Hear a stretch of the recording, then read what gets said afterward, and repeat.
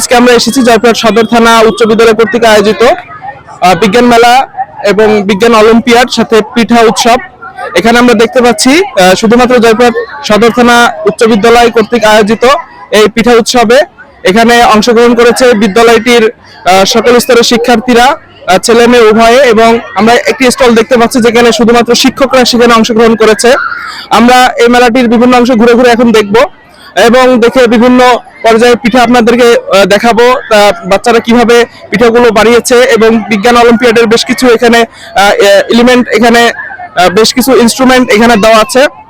আমরা সবগুলো ঘুরে ঘুরে দেখবো, আমাদের ক্যামেরায় আপনারাও এগুলো উপভোগ করবেন। দেখতেছি যে শহরের মানুষকে একটু দেখাতে চাই যে আগেকার যুগে কিরকম কিরকম পিঠা হতো, গ্রাম বাংলায় কিভাবে পিঠা উৎসব পালন করা হতো। এই কারণে আমরা স্কুল দেখতেছি, আমরা আমাদের প্রতিষ্ঠানকে অনেক ধন্যবাদ দিতে চাই আমাদেরকে এই স্টল দেওয়ার সুযোগ করে দেওয়ার জন্য।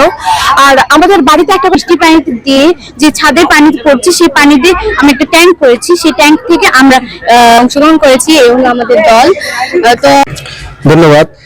জয়পুরহাট সদর থানা উচ্চ বিদ্যালয় কর্তৃক আয়োজিত দিনব্যাপী বিজ্ঞান মেলা, বিজ্ঞান অলিম্পিয়াড এবং পিঠা উৎসব আজ দিনব্যাপী শুরু হয়েছে। সকাল থেকে উদ্বোধন করেছেন জেলা প্রশাসক জয়পুরহাট মহোদয়, এছাড়াও জেলা শিক্ষা অফিসার এসেছিলেন।